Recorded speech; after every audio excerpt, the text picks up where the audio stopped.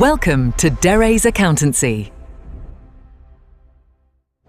Hello students, welcome two days accountancy. My name is Rohit और आज जो है हम लोग क्लास 12th इकोनॉमिक्स का chapter number 4 measurement of national income start करने जा रहे हैं। तो आइए देखते हैं जरा। स्टूडेंट्स, सबसे पहले नेशनल इनकम की चैप्टर का नाम जो है हमारा वो है measurement of national income, right. हमें या अब इसकी डेफिनेशन पर अगर हम ध्यान दें स्टूडेंट्स, तो ध्यान से देखना। नेशनल इनकम का मतलब क्या होता है? नेशनल इनकम का मतलब होता है national income equals to total value of a country's final output of all new goods and services produced in 1 year. यानी एक पर्टिकुलर ईयर के अंदर आपने कितने गुड और कितने सर्विसेज को प्रोड्यूस करा, राइट। उनकी जो टोटल वैल्यू है, राइट, उसको हम लोग क्या बोलेंगे? उनकी टोटल वैल्यू जो है उनको हम बोलेंगे नेशनल इनकम, राइट स्टूडेंट। एक एग्जांपल और लेते हैं।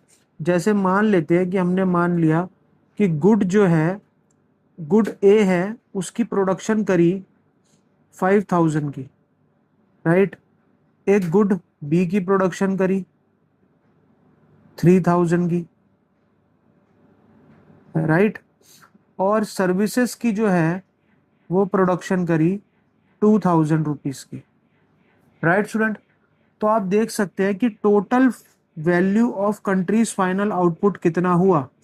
तो जितने की प्रोडक्शन हमने करी है वो टोटल वैल्यू जो है वो हमारी नेशनल इनकम मानी जाएगी, right student. The most comprehensive measure of economic performance. और नेशनल इनकम जो है वो बेसिकली 3 मेथड से कैलकुलेट करी जाती है। एक वैल्यू एडेड मेथड से, एक इनकम मेथड से और एक एक्सपेंडिचर मेथड से, राइट स्टूडेंट। अब हम चलते हैं अपनी नेक्स्ट स्लाइड पर। सबसे पहला वैल्यू एडेड मेथड क्या होता है?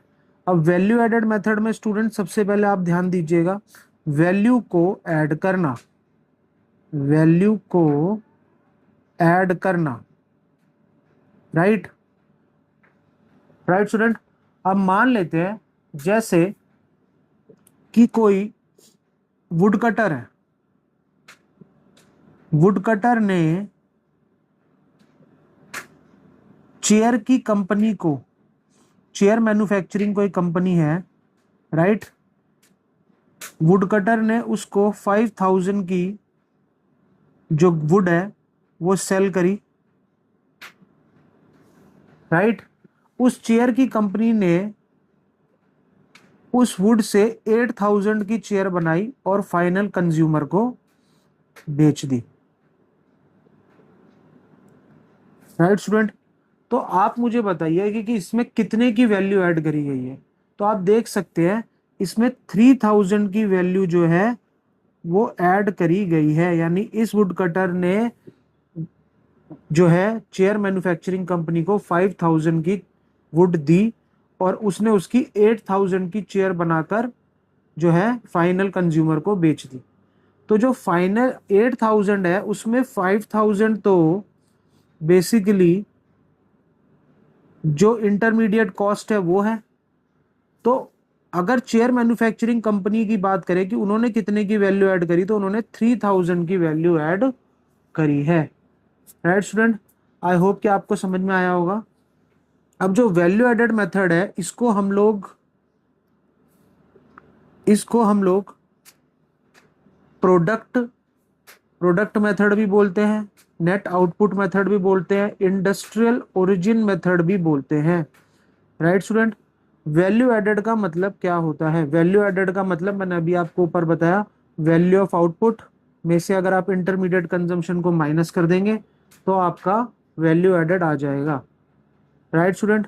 अब जैसे मान लेते हैं बेकर ने जो है वो फ्लावर खरीदा 500 रुपीज़ का और उसकी ब्रेड बनाकर 700 की बेच दी, राइट। तो उसने कितने की ऐड करी? अब देखिए बेकर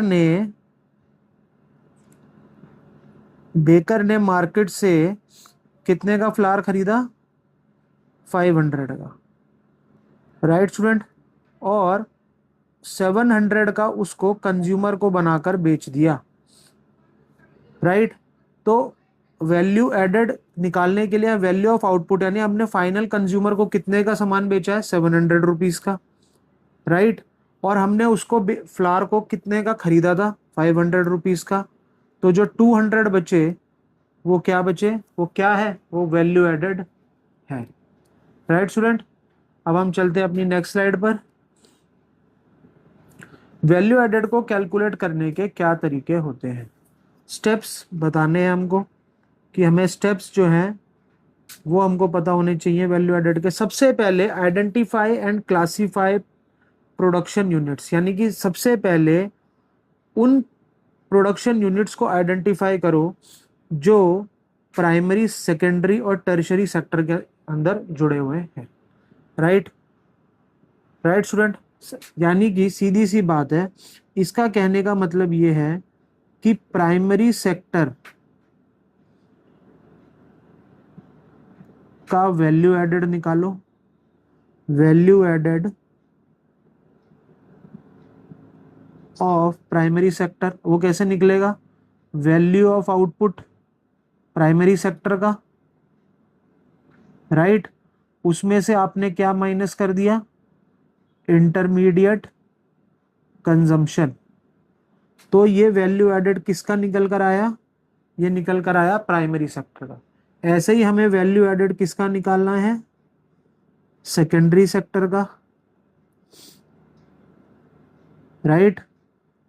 तो सेकेंडरी सेक्टर के वैल्यू ऑफ आउटपुट में से इंटरमीडिएट कंजम्पशन को हमें क्या करना पड़ेगा, इंटरमीडिएट कंजम्पशन को हमें माइनस करना पड़ेगा, राइट। उसके बाद थर्ड, वैल्यू ऑफ, मैं नीचे की तरफ लिख देता हूं स्टूडेंट्स को, value of added, value added, value added of tertiary sector. तो उसकी वैल्यू ऑफ आउटपुट हमने निकाली और उसमें से इंटरमीडिएट कंजम्पशन हमने क्या कर दिया, माइनस कर दिया, राइट स्टूडेंट। अब ये जो तीनों वैल्यूज आई हैं, value added of primary sector, value added of secondary sector, value added of tertiary sector, इन सारी वैल्यूज को हमने क्या करा, ऐड कर दिया। सेकेंड स्टेप में हम क्या करेंगे, value added of primary sector plus value added of secondary sector, value added of tertiary sector को हमने ऐड कर दिया, तो हमारा आंसर आया gross value added at market price, जिसका दूसरा नाम gross domestic product at market price भी होता है, राइट स्टूडेंट। आई होप कि आपको फर्स्ट और सेकंड पॉइंट अच्छे से समझ में आया होगा। अब थर्ड पॉइंट की तरफ चलते हैं। बस अब थर्ड पॉइंट के लिए हमें क्या करना पड़ेगा, उसके लिए हमें, अभी हम चैप्टर कौन सा पढ़ रहे हैं, हम चैप्टर पढ़ रहे हैं 4। चैप्टर नंबर 3 के अंदर मैंने आपको रूल्स बताए हैं कि अगर आपको, ये हमारी एनडीपी एट एफसी है, इसका दूसरा नाम क्या होता है, इसका दूसरा नाम होता है डोमेस्टिक इनकम, राइट। तो अगर जीडीपी एट एमपी को मुझे डोमेस्टिक इनकम यानी एनडीपी एट फैक्टर कॉस्ट बनाना है, तो मुझे जी से एन में जाने के लिए डेप्रिसिएशन को क्या करना पड़ेगा, माइनस करना पड़ेगा, और डी से और एमपी से एफसी में जाने के लिए हमें नेट इनडायरेक्ट टैक्स को माइनस करना पड़ेगा। स्टूडेंट, अगर आपको ये चीज़ समझ में नहीं आई है तो मैं लिंक डाल दूंगा अपनी वीडियो का, आप उस वीडियो को पहले देखना ताकि आपको ये थर्ड स्टेप अच्छे से समझ में आ जाए, राइट स्टूडेंट। उसके बाद आपको एनएनपी एट एफसी निकालना है। एनएनपी एट एफसी का मतलब क्या होता है, national income, right.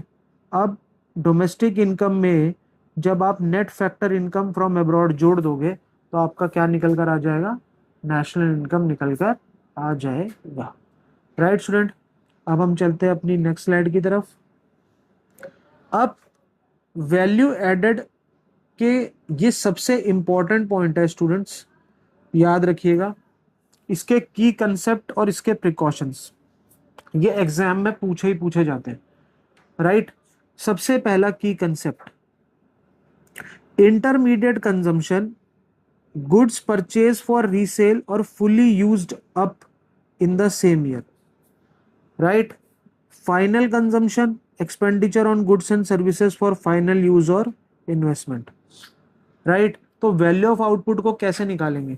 Value of output में हम लोग लेंगे total sales plus change in stock. Change in stock का मतलब आपको पता ही है, closing stock minus opening stock, right.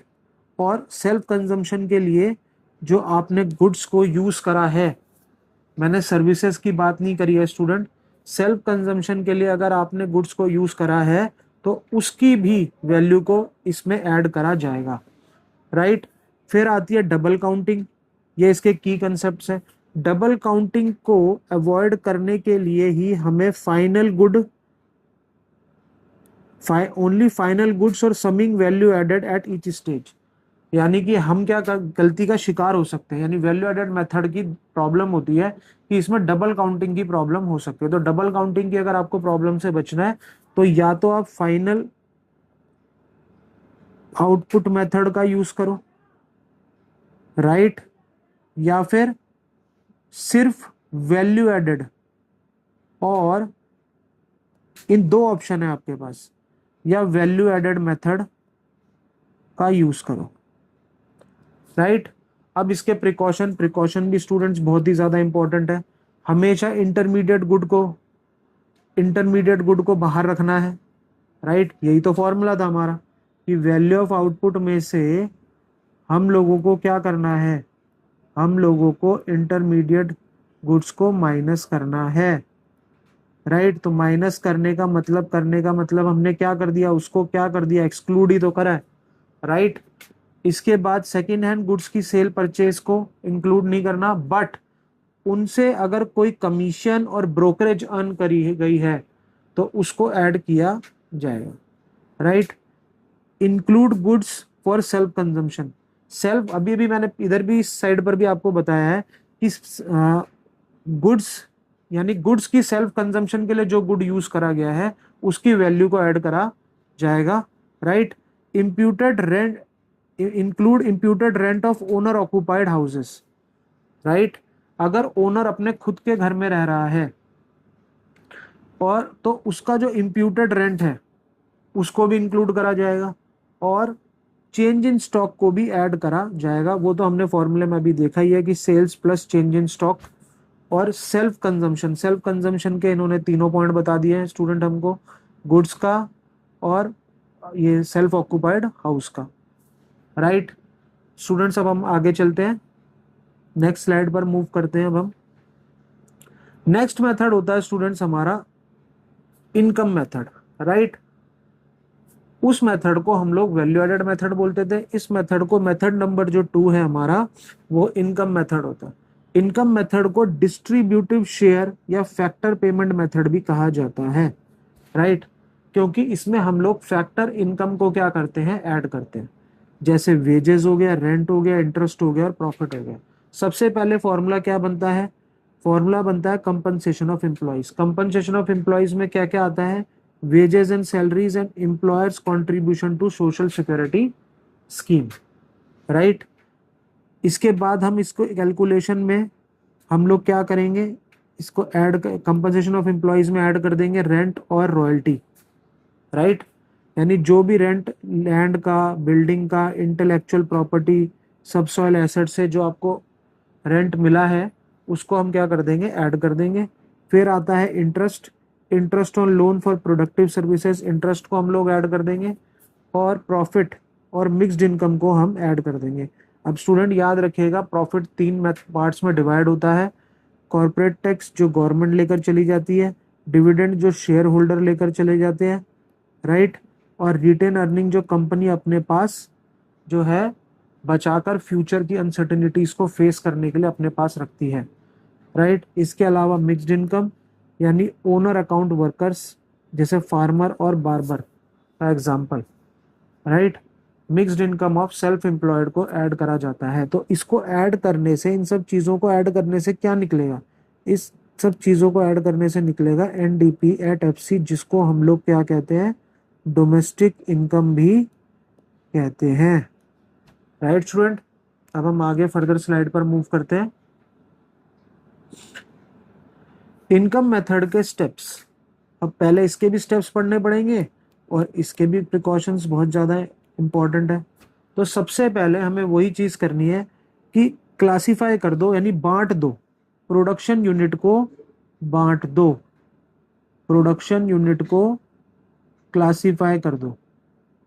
Classify करने का मतलब एक प्राइमरी अलग कर दो, सेकेंडरी अलग कर दो और टेरिशरी अलग कर दो।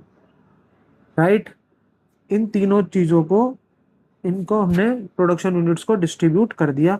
इसके बाद हमने एस्टिमेट करा कि हर किसी प्रोडक्शन यूनिट की compensation of employees, rent, interest, profit और मिक्स्ड इनकम हर सेक्टर का कितना है। राइट, जैसे प्राइमरी का कितना है, सेकेंडरी का कितना है, टर्शरी का कितना है, फिर उन सबको मैंने क्या कर दिया, ऐड कर दिया। ऐड कर दिया तो मेरा क्या निकल कर आया, अभी भी मैंने पीछे आपको बताया कि उस फॉर्मूले को यूज कर कर आपको क्या मिलेगा, हमेशा एनडीपी एट एफसी, जिसको हम क्या कहते हैं, डोमेस्टिक इनकम कहते हैं।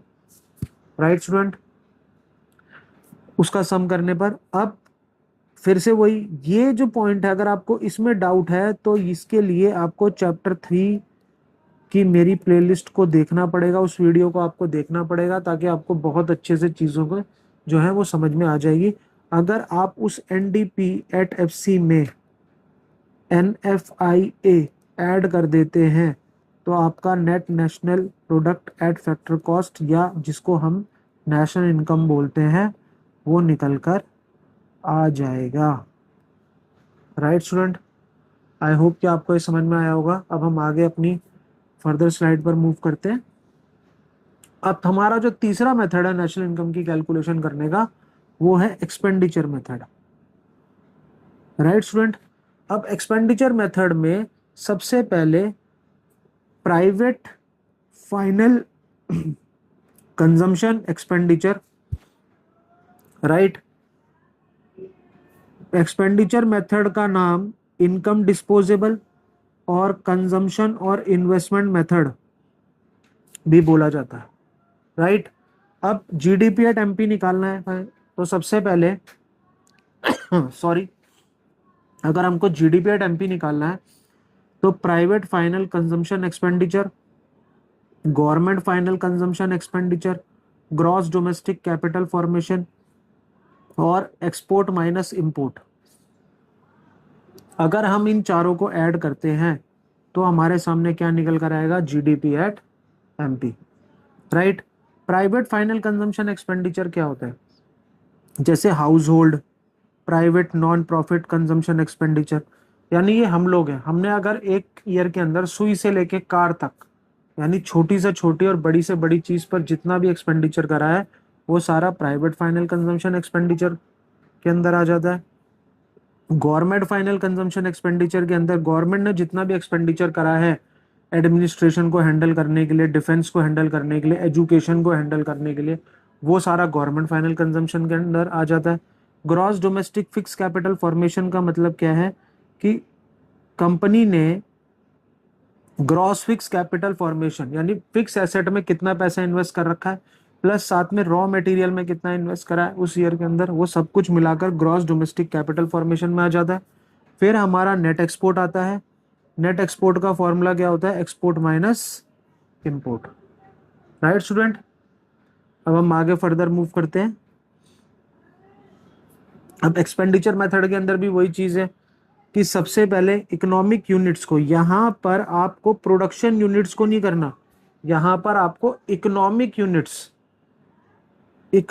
यूनिट्स को क्या करना पड़ता है, क्लासिफाई करना पड़ता है। यानी कि house hold consumption expenditure, producing sector, यानी बेसिकली ये प्राइवेट फाइनल कंजम्पशन एक्सपेंडिचर हो गया, गवर्नमेंट फाइनल कंजम्पशन एक्सपेंडिचर हो गया। राइट,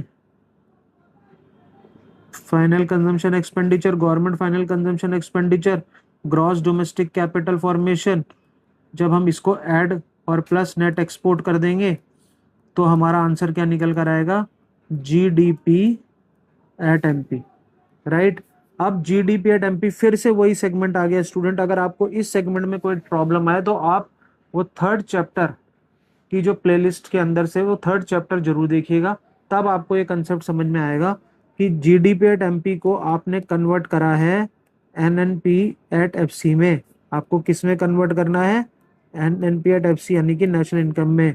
तो इसमें से डिप्रिसिएशन माइनस करना पड़ेगा, इसमें एनएफआई ऐड करना पड़ेगा और इसमें से एनआईटी माइनस करना पड़ेगा। राइट स्टूडेंट, अब हम प्रिकॉशन देखते हैं इसके। इंटरमीडिएट गुड्स को हमेशा हटा देना, बिल्कुल एक्सक्लूड कर देना इंटरमीडिएट गुड्स को। ट्रांसफर पेमेंट को बिल्कुल इंक्लूड नहीं करना। ट्रांसफर पेमेंट आपको पता है वन साइडेड पेमेंट होती है, जैसे पेंशन हो गया, राइट, स्कॉलरशिप हो गई, गिफ्ट हो गए, राइट। सेकेंड हैंड गुड को कभी भी इंक्लूड नहीं करना, लेकिन उनसे अगर किसी को कमीशन और ब्रोकरेज अर्न हुई है तो उसको इसमें इंक्लूड करना है। फाइनेंशियल एसेट्स को इसमें इंक्लूड नहीं करना, शेयर, बॉन्ड, डिवेंचर्स उसको इंक्लूड नहीं करना। और imputed value of own account production, यानी अपने लिए अगर कोई प्रोडक्शन आपने करी है तो उसको ऐड जरूर करना है। राइट स्टूडेंट, अब हम आगे फर्दर मूव करते हैं। Nominal versus real national income, right. तो nominal versus real national income, nominal GDP, right, एक होता है नॉमिनल जीडीपी, एक होता है रियल जीडीपी। नॉमिनल जीडीपी जो होता है वो करंट प्राइसेस पर मेजर करा जाता है, राइट। अगर आप जीडीपी को करंट ईयर की प्राइस पर मेजर करोगे तो वो नॉमिनल जीडीपी माना जाएगा, राइट। नॉमिनल जीडीपी प्राइस और क्वांटिटी, अफेक्टेड बाय प्राइस और क्वांटिटी दोनों से अफेक्ट होता है। इस वजह से इसको, ये सबसे इंपॉर्टेंट बात है स्टूडेंट की, इसी वजह से इसको नॉट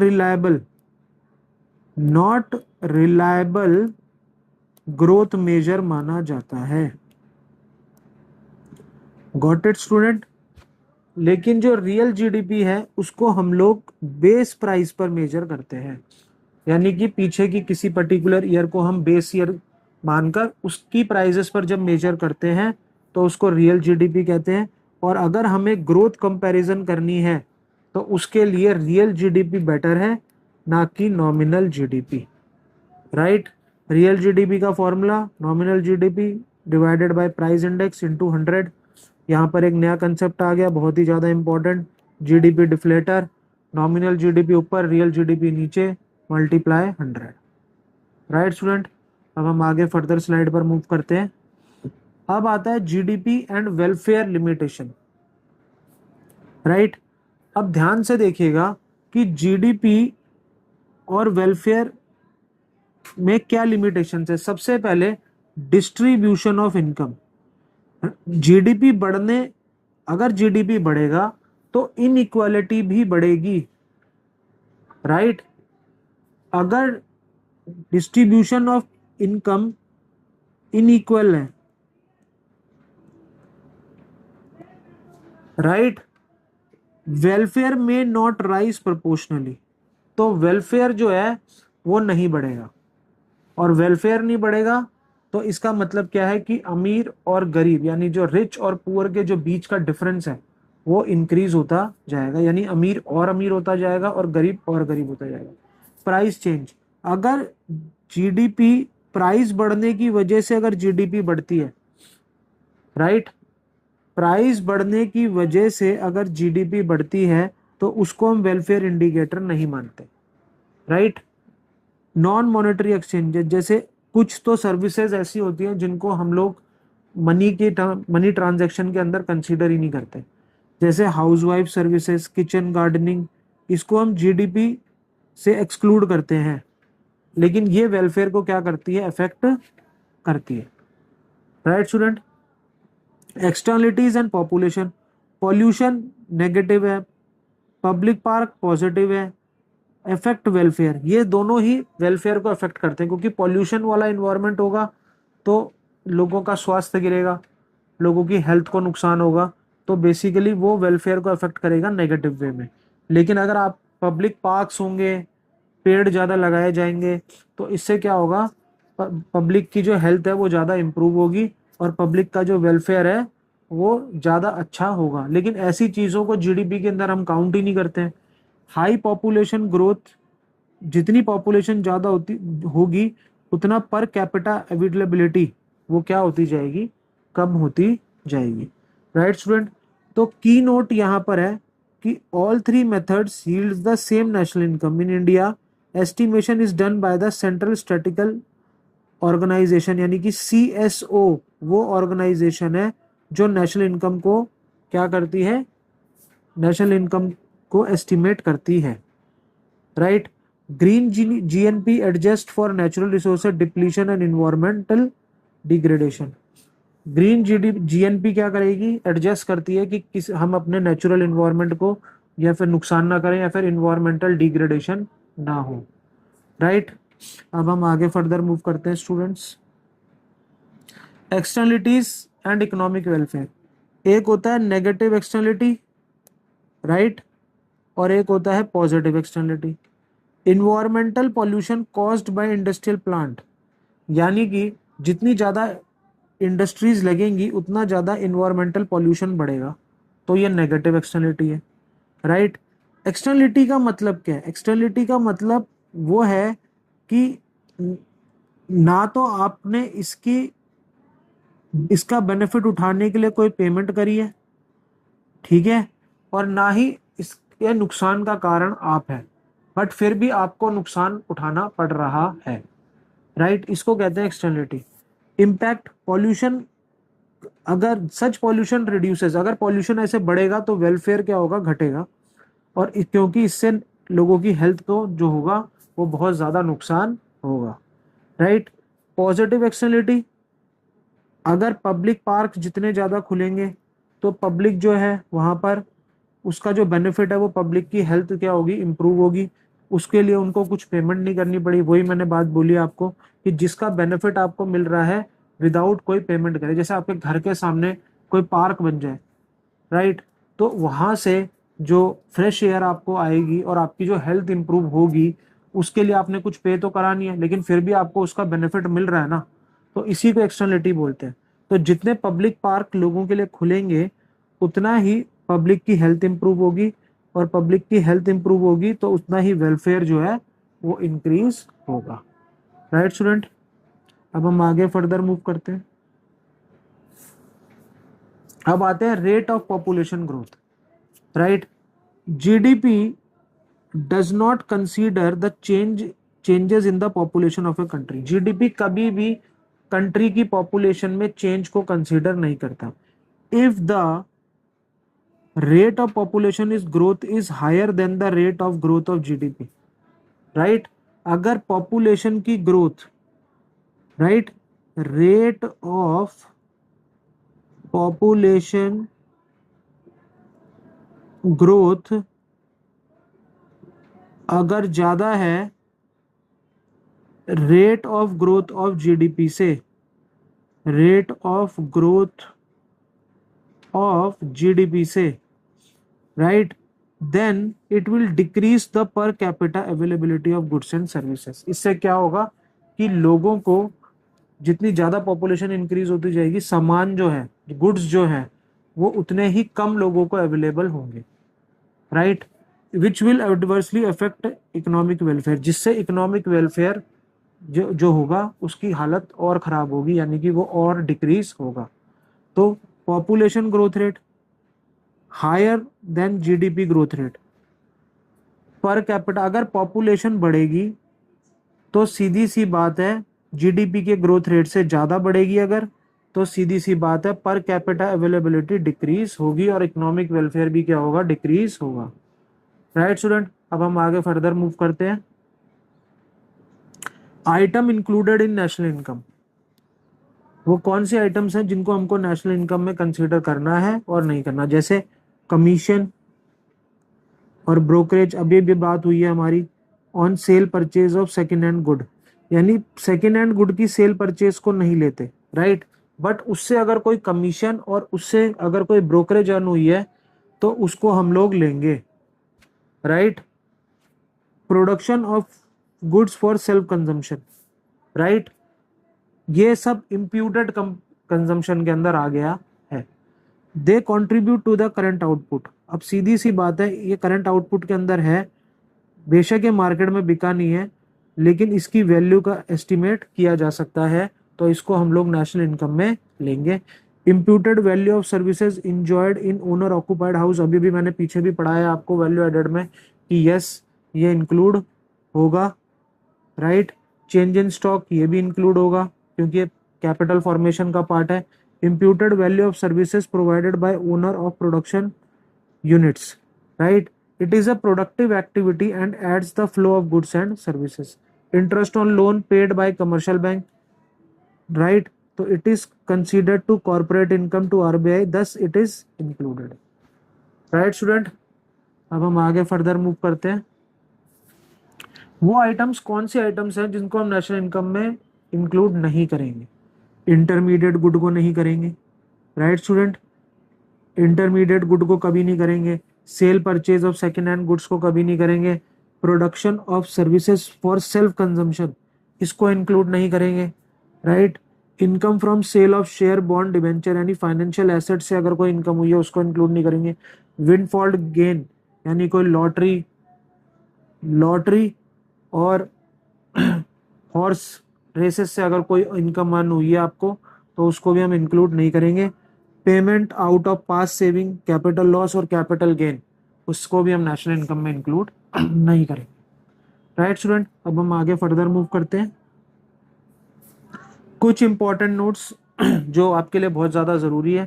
सबसे पहले नेशनल इनकम को इंडिया में कौन एस्टिमेट करता है? CSO करता है, सेंट्रल स्टैटिस्टिकल ऑर्गेनाइजेशन, राइट। उस all three methods give the same value of national income because they are used to measure the same physical output, right। Different phases में हमारे पास 3 नेशनल इनकम के method है, value added method, income method और expenditure method, right. अब production for self consumption, goods produce for self consumption are included in national income, लेकिन services produce for self consumption are not included in national income. अभी पीछे हमारी ये बात भी हुई है, right. Employ expenses reimbursement, any reimbursement of business expenses incurred by the employ will be excluded from the compensation of employ, right. अगर आप उसको पीछे का कुछ कोई चीज मिली है, बोनस मिला है एम्प्लॉय को, राइट, तो उसको हम कंपनसेशन ऑफ एम्प्लॉय से बाहर रखेंगे। थर्ड पार्टी का contribution, any contribution by a third party, जैसे किसी insurance company to an employee is not an part of compensation of employ, right. Any contribution by a third party says an insurance company to an employee is not part of COE यानी compensation of employees का ये कोई पार्ट नहीं है, as the insurance company is not the employer of the injured workers. Any contribution by employee is also included as such payment, यानी अगर employer contribute करता है तो वो जो है नेशनल इनकम में यानी कंपनसेशन ऑफ एम्प्लॉयज में ऐड होगा, लेकिन एम्प्लॉय अगर कोई ऐड करता है कंपनसेशन ऑफ एम्प्लॉयज के अंदर, अगर कुछ पे करता है तो उसको इंक्लूड नहीं किया जाएगा, यानी एम्प्लॉयर का कंट्रीब्यूट होगा और एम्प्लॉय का कंट्रीब्यूट नहीं होगा, that's it. Interest income, interest income does not include interest paid by the government on public debt.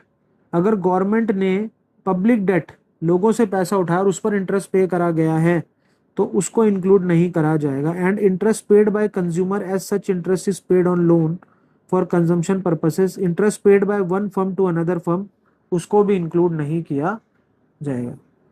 Operating surplus, operating surplus में जो है हमारे पास क्या क्या आता है? रेंट आता है, इंटरेस्ट आता है, रॉयल्टी आती है और प्रॉफिट आता है, राइट।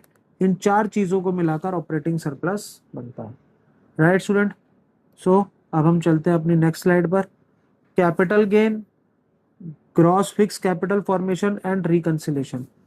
कैपिटल गेन को हमेशा avoid capital gain while estimating national income, यानी आपने अगर किसी सेकेंड हैंड गुड को बेचा है प्रॉफिट में, उससे जो आपको इनकम अर्न हुई है उसको नेशनल इनकम में इंक्लूड नहीं करना, right. Estimation of government final consumption expenditure, government final consumption expenditure में इंटरमीडिएट कंजम्पशन ऑफ गवर्नमेंट वो इंक्लूड करा जाएगा, compensation of employees paid by the government वो इंक्लूड करा जाएगा, direct purchases from abroad for embassies and consulates located abroad वो include करा जाएगा, minus sale of goods and services produce by the general government उसको minus करा जाएगा। तो ये गवर्नमेंट फाइनल कंजम्पशन एक्सपेंडिचर के अंदर आ गया है, राइट। अब आता है रिकंसिलेशन ऑफ थ्री मेथड। अगर हम इन तीनों मेथड को जोड़ दें, यानी value added method, income method और एक्सपेंडिचर मेथड को, तो इनसे जो नेशनल इनकम हमारी आएगी उसकी वैल्यू क्या आएगी स्टूडेंट, ये याद रखने वाली बात है कि उसकी वैल्यू हमेशा सेम आएगी। अगर आपका आंसर सेम आ रहा है तो आपका क्वेश्चन करेक्ट है, अदरवाइज आपका क्वेश्चन रॉन्ग है, राइट। अब स्टूडेंट हम आगे फर्दर मूव करते हैं। अब यहाँ पर आप देख सकते हैं हमने पहले ही बात कर लिया है, इन फॉर्मूलों पर भी पहले ही बात कर चुके हैं हम लोग कि वैल्यू एडेड जो मेथड है उसके अंदर क्या करते हैं हम लोग, सबसे पहले gross value added at market price, primary का अलग निकाल लेंगे, सेकेंडरी का अलग निकाल लेंगे, टर्शरी का अलग निकाल लेंगे, राइट। उससे हमारे पास क्या निकल कर आएगा, जब हम उनको ऐड कर देंगे तो क्या निकल कर आएगा, जीडीपी एट एमपी निकल कर आएगा। और फिर थर्ड चैप्टर की वही कि अगर हम ग्रॉस डोमेस्टिक प्रोडक्ट में से डेप्रीसिएशन और नेट इनडायरेक्ट टैक्स को माइनस कर देंगे तो हमारा एनडीपी एट एफसी यानी कि डोमेस्टिक इनकम आ जाएगा, और उसमें अगर हम एनएफआईए प्लस कर देंगे तो हमारा नेशनल इनकम आ जाएगा, राइट। फिर आता है income method, compensation of employees, rent, royalty, interest, profit और मिक्स्ड इनकम। अगर हम इनको ऐड कर देंगे तो हमारे पास क्या आ जाएगा, डोमेस्टिक इनकम आ जाएगा। डोमेस्टिक इनकम में अगर हम एनएफआईए जोड़ देंगे तो हमारे पास क्या आ जाएगा, नेशनल इनकम आ जाएगा। अब आते हैं एक्सपेंडिचर मेथड। एक्सपेंडिचर मेथड में भी हमने फॉर्मूला डिस्कस कर लिया कि private final consumption expenditure, government final consumption expenditure, gross domestic capital formation, net export. अगर हम इनको जोड़ देंगे तो हमारे पास क्या आ जाएगा, जीडीपी एट एमपी जी, उसमें से हम डेप्रीसिएशन और नेट इनडायरेक्ट टैक्स माइनस कर देंगे तो डोमेस्टिक इनकम आ जाएगा, और उसमें एनएफआई अगर जोड़ देंगे तो net national in product at factor cost यानी कि नेशनल इनकम निकल कर आ जाएगी, राइट स्टूडेंट। आई होप कि आपको ये समझ में आएगा। अब हम चलते हैं अपनी नेक्स्ट स्लाइड पर। National income versus domestic income and price index, right. ध्यान से देखिएगा, 10th पॉइंट जो है included in national income but not in domestic income. इसको ध्यान से समझिएगा स्टूडेंट कि नेशनल इनकम में तो इंक्लूड करा जा रहा है लेकिन डोमेस्टिक इनकम में इंक्लूड नहीं करा जा रहा है। जैसे salary received by an Indian employee working in the Japanese embassy in India, right. यानी अगर कोई इंडियन एम्प्लॉय है जो जापानीज एम्बेसी के अंदर काम कर रहा है और वो जापानीज एम्बेसी इंडिया में है, तो उसको जो सैलरी मिलेगी वो डोमेस्टिक में इंक्लूड नहीं करी जाएगी लेकिन नेशनल में इंक्लूड करी जाएगी, right. 11th included in domestic income but not in national income, rent received by A company in India which is owned by a non resident, right. किसी नॉन रेसिडेंट जो India का resident नहीं है उसकी company को rent मिला तो ये डोमेस्टिक, तो ये हमारी डोमेस्टिक टेरिटरी के अंदर है, राइट। तो इस वजह से इसको डोमेस्टिक में इंक्लूड करा जाएगा लेकिन नेशनल में इंक्लूड करा नहीं जाएगा। Profits earned bye A branch of foreign banks in India, right. अब कोई फॉरेन बैंक है, उसकी कोई ब्रांच है इंडिया के अंदर, तो सीधी सी बात है वो हमारी डोमेस्टिक टेरिटरी के अंदर आता है, तो जो उसको इनकम मिली है वो डोमेस्टिक इनकम में मानी जाएगी, वो नेशनल इनकम में इंक्लूड नहीं करी जाएगी। फिर आता है प्राइस इंडेक्स। प्राइस इंडेक्स का मतलब क्या होता है कि दो डिफरेंट टाइम पीरियड के अंदर प्राइस लेवल में कितना चेंज आया है उसको प्राइस इंडेक्स बोलते हैं, राइट स्टूडेंट। अब हम आगे फर्दर मूव करते हैं। तो स्टूडेंट अब हम चलते हैं अपनी नेक्स्ट स्लाइड पर। अब लास्ट स्लाइड जो है हमारी वो है real versus nominal GDP and green GNP. Variations देखिएगा, अगर रियल जीडीपी ज़्यादा है नॉमिनल जीडीपी से, the price level in the base year is more than the price level in the current year, right. यानी कि बेस ईयर का जो price level है वो ज़्यादा होगा, वो करंट ईयर से ज़्यादा होगा। रियल जीडीपी और नॉमिनल जीडीपी अगर दोनों बराबर हैं तो प्राइस लेवल दोनों का सेम रहेगा, अगर नॉमिनल जीडीपी ज़्यादा है, रियल जीडीपी कम है, तो प्राइस लेवल बेस ईयर का वो कम होगा और करंट ईयर का प्राइस लेवल ज़्यादा होगा, राइट। अब आते हैं ग्रीन जीएनपी। ग्रीन जीएनपी में मैंने आपको बताया था कि ग्रीन जीएनपी के अंदर हम लोग डिप्लीशन ऑफ नेचुरल रिसोर्सेज और डिग्रेडेशन ऑफ इन्वायरमेंट के ऊपर बात करते हैं, राइट।